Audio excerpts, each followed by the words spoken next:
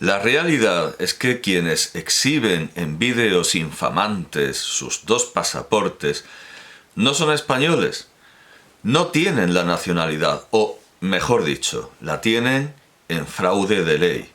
Con Marruecos pasa exactamente lo mismo que con Georgia. Para tener una nacionalidad hay que renunciar a la otra.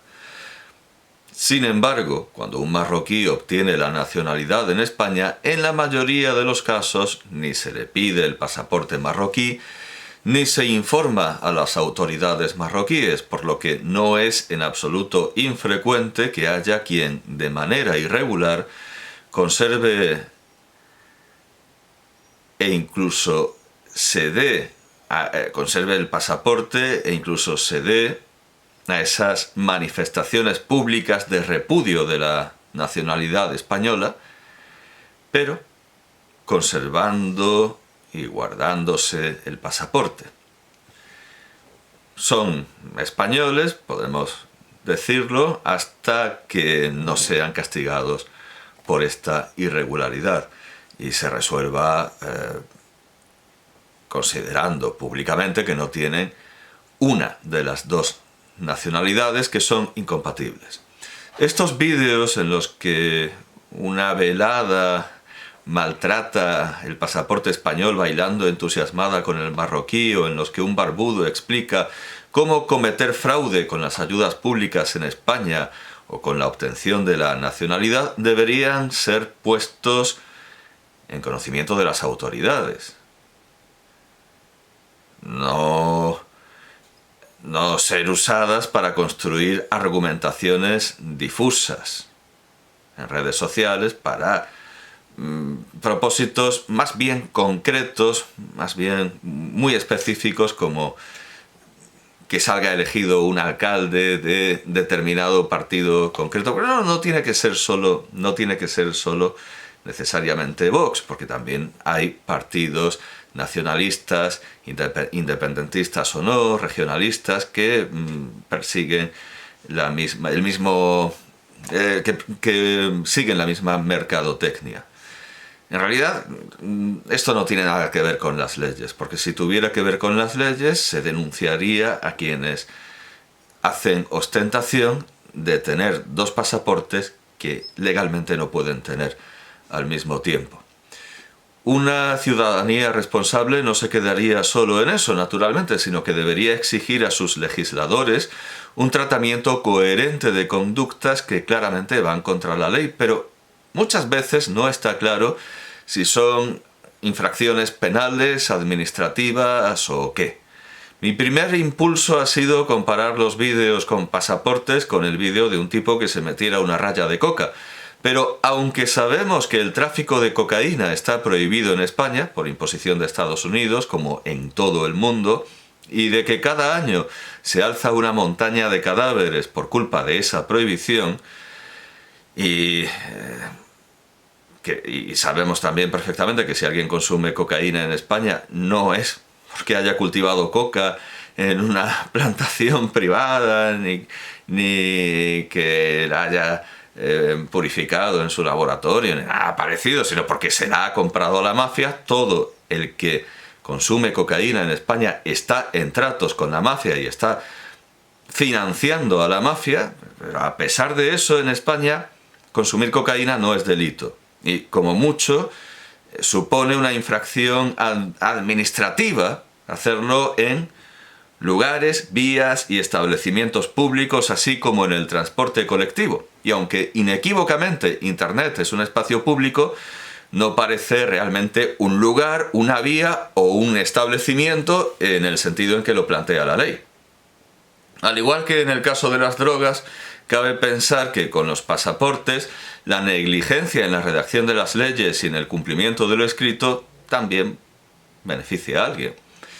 No deja de contrastar este descuido con el exceso de diligencia que hemos visto en algunos otros casos. En 2019, un ciudadano holandés pasó un mes retenido en Melilla al creerse que era un marroquí que intentaba circular con un pasaporte falso. Y en 2023, dos representantes de la Fundación Por Causa escribían esto en el Diario Público. El estallido de la guerra sorprendió al joven protagonista de esta historia mientras estudiaba en Ucrania. Trató de aguantar casi un año hasta que decidió huir para ponerse a salvo. Puso rumbo a España porque creyó que aquí las autoridades le brindarían protección temporal con la misma rapidez y eficacia con la que se la conceden a los refugiados ucranianos. Pero no fue así. El peso de la incertidumbre agravó su desesperación hasta que no pudo más y decidió quitarse la vida el pasado 9 de enero en el CREADE. Y ahora vienen las siglas al estilo bolivariano.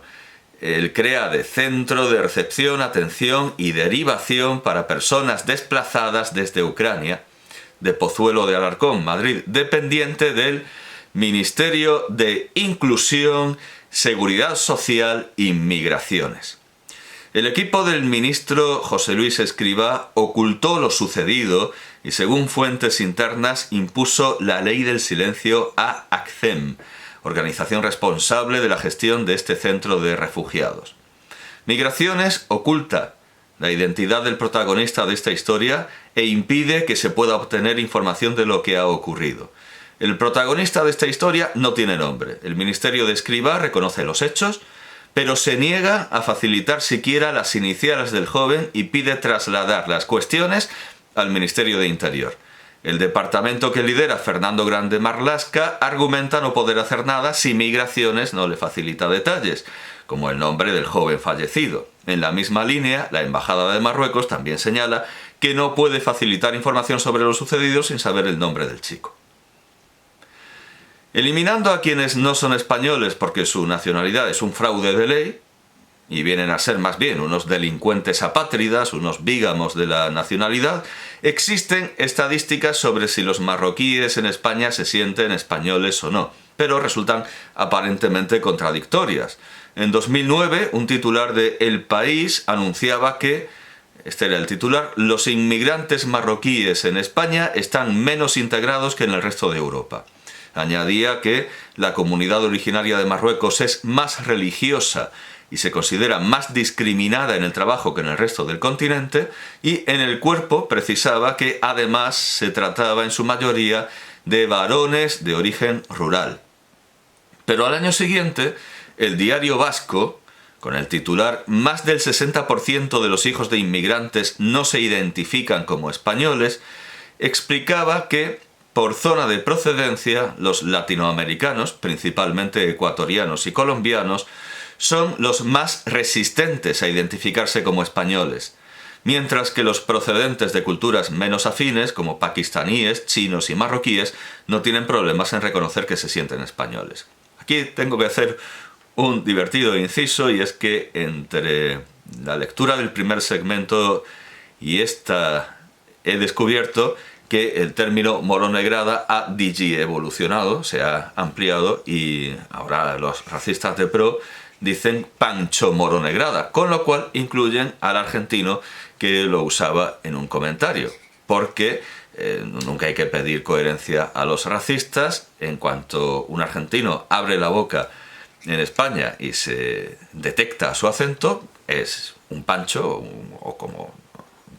Claro, siempre lo he visto en diminutivo, es un Panchito, es también de una raza inferior, aunque alegue que tiene ojos azules, es rubio, mide 2 metros y su familia llegó a Argentina en el 45. Nunca se puede pedir lógica al racismo. Esto es un principio elemental. La moronegrada ahora es Pancho Moronegrada, y los argentinos que hablan de moronegrada también son Pancho Moronegrada.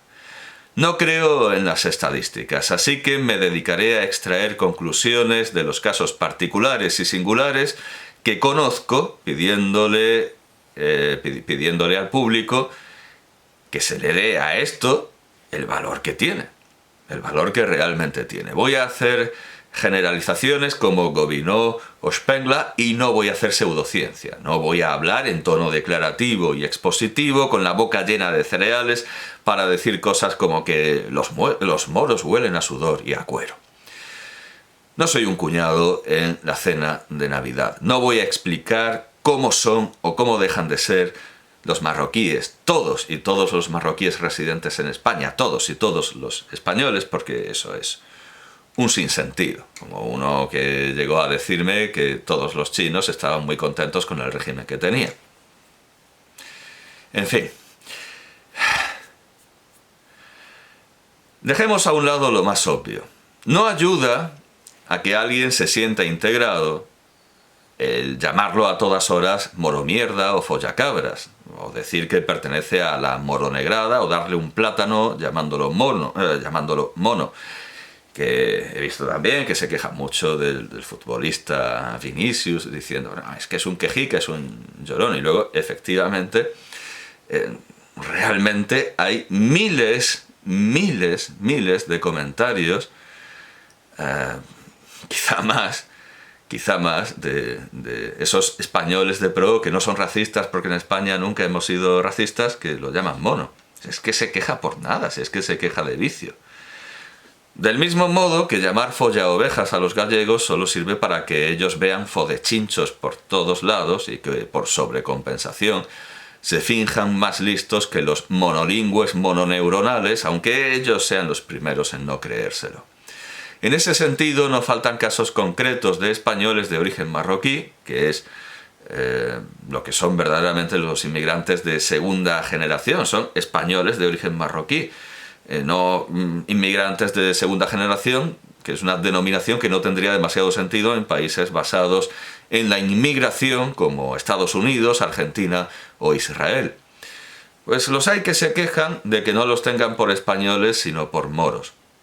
El rapero, conocido como Morad, dijo que estaría bien que cuando en sus conciertos le tiran banderas de Marruecos, de Palestina, del Rif, que él confundió con la de Palestina y luego se disculpó porque no quería ofender al rey de Marruecos, en una auténtica diversión con banderas, decía este rapero que estaría bien, vaya, que alguna vez le tiraran una de España, porque él era español. Cuando lo hicieron dio un discursillo no demasiado brillante, pero que expresaba su fidelidad a ambas banderas, la marroquí y la española.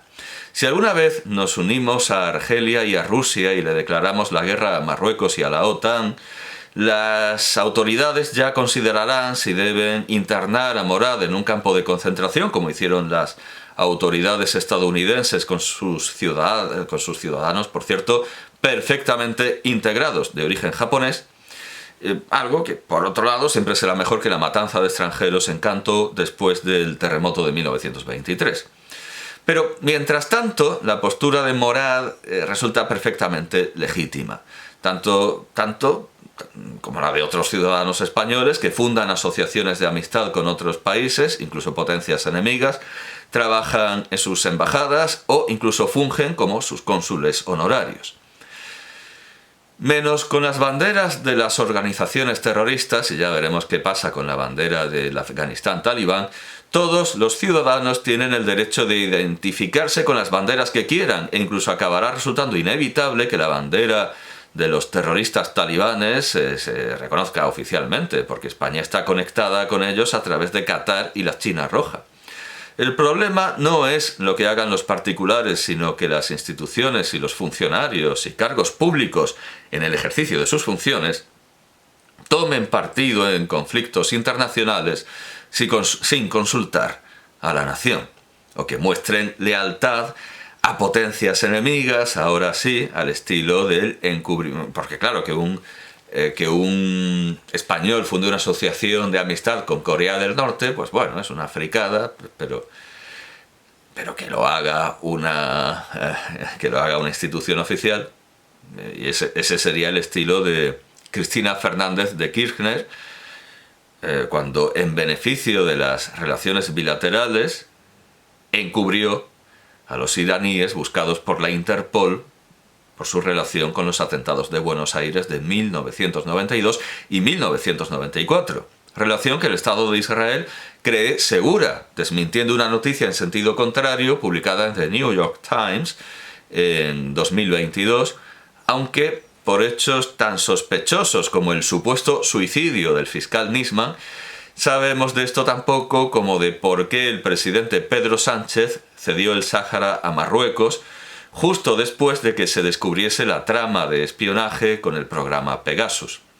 Entendemos que ese cambio de postura no pudo tener que ver con la hipótesis de que Marruecos abriera el grifo del yihadismo, como otras muchas veces ha abierto el de la inmigración, para interferir en las elecciones españolas de 2004 a través de los atentados de Madrid, después de los cuales el rey de Marruecos se llevó a Rodríguez Zapatero a posar ante un mapa absurdo en el que Marruecos se quedaba con media África, sino con algo mucho más sencillo. Esto tiene que ver con algo mucho más sencillo y que, de todas maneras, y sin necesidad de que se suicide ningún fiscal de manera tan inverosímil como Roberto Calvi, que también la prensa londinense empezó diciendo que aquello fue un suicidio, prueba una deslealtad a España de Pedro Sánchez que no puede justificarse por su lealtad a Estados Unidos. Porque, bien, aunque la princesa de Asturias se casara con el heredero alauita y, como en otros tiempos, la unión de cuerpos forjase la unión de coronas y nos convirtiésemos en una especie de imperio austrohúngaro llamado Hispania y Tingitania, claro, no íbamos a llamarnos Marrupaña o Españecos, y aun si nos juntásemos con Portugal y Francia, con todo su imperio colonial, y en lugar de seguir usando Andorra para lavar dinero, adoptásemos su régimen fiscal en todo ese territorio de Galo-Iberia y Tingitania, con todo lo deseable que sería eso, seguiríamos obedeciendo órdenes de Estados Unidos, seguiríamos siendo un protectorado de Estados Unidos, un protectorado de la OTAN, y tendríamos, por ejemplo, que seguir considerando la cocaína como una mercancía ilegal, con todos los problemas que eso nos causa. Estados Unidos ya había decidido reconocer la soberanía de Marruecos sobre el Sáhara Occidental en 2020, después del incidente del Guerguerat, pero Pedro Sánchez no se dio por aludido ni lo consideró la solución más lógica, como luego ha dicho que lo era. No lo hizo sino después de que hurgaran en las tripas de su teléfono móvil, 2 años después. Y a pesar de que eso suponía que Argelia cortara el grifo del gas justo cuando lo estaba haciendo también Putin, cuando lo estaba haciendo también Rusia, por una guerra cuyas consecuencias no tendríamos por qué sufrir, pero en la que esta vez siguiendo de manera inmediata las órdenes de Estados Unidos, nos habíamos metido regalando armas a Ucrania sin que nadie, salvo la extrema izquierda, y con mucha timidez, repitiera aquello que se le decía a Aznar de no a la guerra. Cierto que quien hizo la declaración en 2020 no fue el entrañable y marchoso abuelo Joe Biden, sino el presidente Donald Trump, que es muy malo y muy antidemocrático y al que no hay que hacer caso, razón por la cual no hay que negociar con él ni con su oficina, aunque tampoco había quien pudiera hacerlo. Los Estados Unidos dejaron que Marruecos invadiera el Sáhara Occidental, sin duda, porque Manuel de Prado y Colón de Carvajal, que visitó a Kissinger como agente de Juan Carlos I, debió de parecerle un aficionado. Nuevamente, Trump tuvo que decidir entre un Sáhara asegurado por un aliado fiel que hasta había resistido a las primaveras árabes, fruto de ese invento de la sociedad civil de Soros, o un Sáhara independiente que solo estaba apoyado por Rusia y sus aliados, y por la extrema izquierda española, porque la derecha se desentiende de esta noble causa como acabó desentendiéndose de la oposición ecuatoguineana. Para más INRI, desde 2023 hay una diputada de Sumar, nacida en un campo de refugiados saharauis, que a pesar de haber llegado al Congreso justo cuando la extrema izquierda prefiere claudicar ante Marruecos a perder sus sillones, presume de unos logros absolutamente imaginarios y que no van más allá de su mera existencia, como persona, como mujer, refugiada, racializada y todo eso, pero aparte de existir como organismo pluricelular no ha hecho nada, todo lo contrario, ha regalado el Sáhara. Trump no mentía cuando apareció en Saturday Night Live en 2004 entre un coro vestido de pollo diciendo: «Soy Donald Trump y hay 2 cosas en el mundo que me encantan, un buen trato y un buen plato».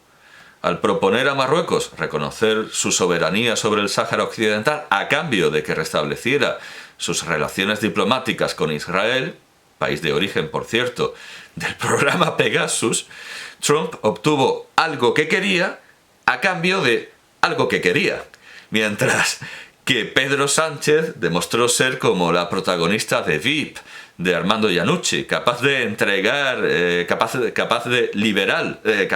primero de liberar y luego de volver a entregar el Tíbet a China, solo por conseguir 4 años más en el sillón presidencial.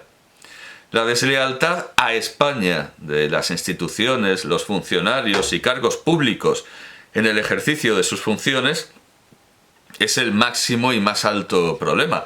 El problema no es que Marruecos se quiera quedar con media África y con Ceuta y Melilla y con las Canarias y con el estrecho de Gibraltar. Eso es normal, eso es lo normal.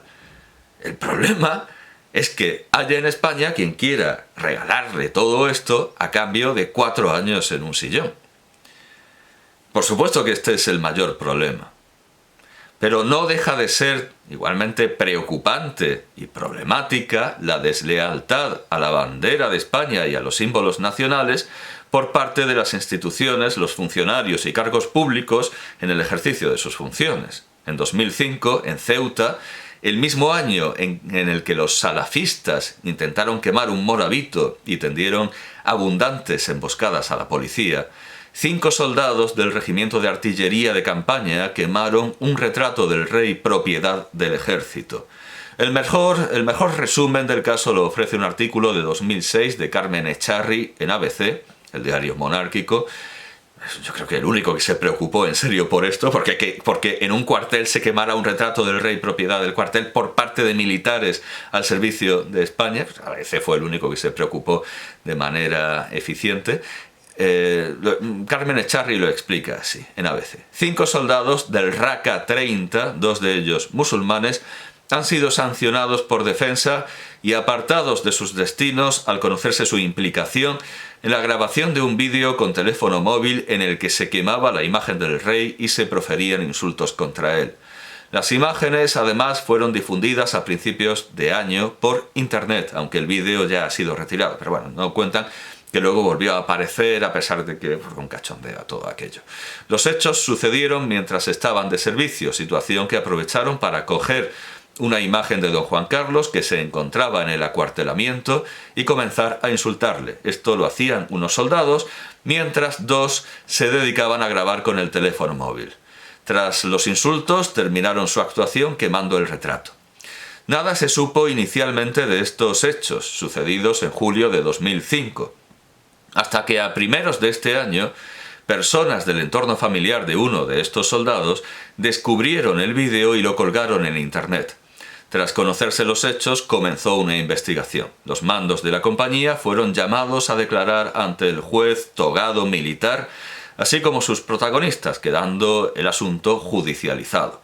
2 de los soldados que participaron en los hechos ya no pertenecen a las Fuerzas Armadas y al resto se les aplicó un correctivo en relación con los hechos cometidos. Siguen perteneciendo al ejército, aunque sin vinculación alguna con el Raqqa 30.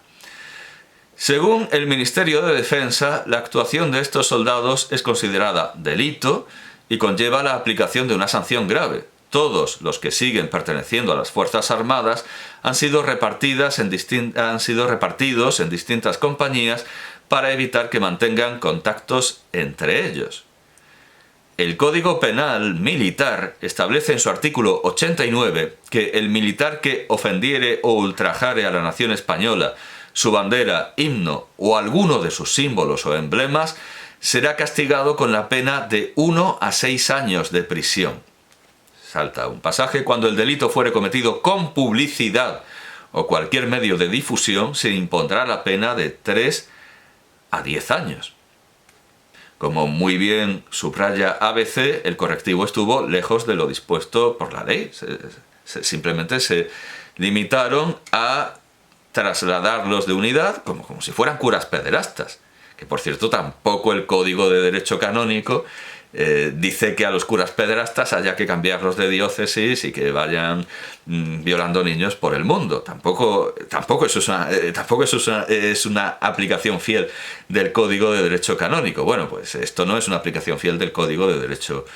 Aquí hay una clara negligencia en la aplicación de las leyes. Los trataron como si fueran curas pederastas, los trasladaron. Además, en los años posteriores, se fue premiando la deslealtad de los funcionarios e instituciones, celebrando que colocaran retratos del rey boca abajo, que sustituyeran la bandera de España por la de países imaginarios como la República Catalana, o que se dedicaran a la quema tanto de retratos del rey como de banderas de España. Además, tanto el Tribunal Constitucional de Madrid como el Tribunal Europeo de Derechos Humanos de Estrasburgo han insistido en que quemar retratos del rey y banderas de España es libertad de expresión. Contra lo que no tengo nada que decir, salvo que, aparte de las leyes que rigen para todos, existen los reglamentos que rigen las instituciones y el comportamiento de los funcionarios, y que esa manga ancha se contradice con la persecución medieval, igualmente avalada por el Tribunal Europeo de Derechos Humanos, de la blasfemia en el arte, como en el caso de la prohibición en 1994 de la película de 1982 Liebeskonzil, y nuevamente con la manga ancha con la blasfemia que invade espacios sagrados, con la profanación, como en el caso de la profanación de la capilla de la Universidad Complutense de Madrid en 2011, o la profanación de hostias consagradas por parte de Abel Azcona en 2015.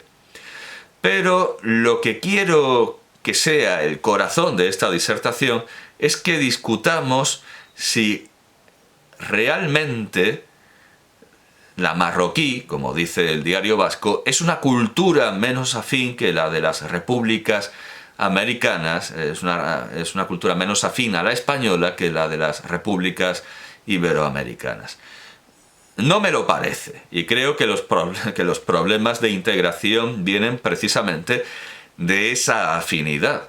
He visto inmigrantes marroquíes que, al sentirse maltratados en España, salen diciendo que ellos tienen su rey.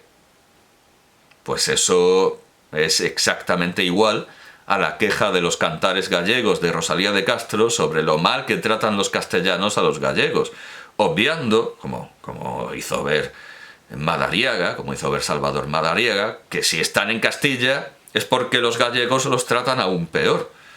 Y es idéntico todo esto a las ensoñaciones de ese facherío cuñado antes mencionado, que intenta resolver todos sus problemas en un mundo imaginario, en un plano imaginario poblado por el Cid, por los tercios y por Torquemada.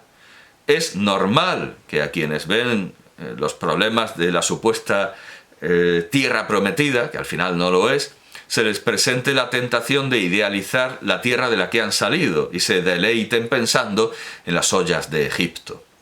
Que sucumban a estos pensamientos o no dependerá, por supuesto, de su inteligencia.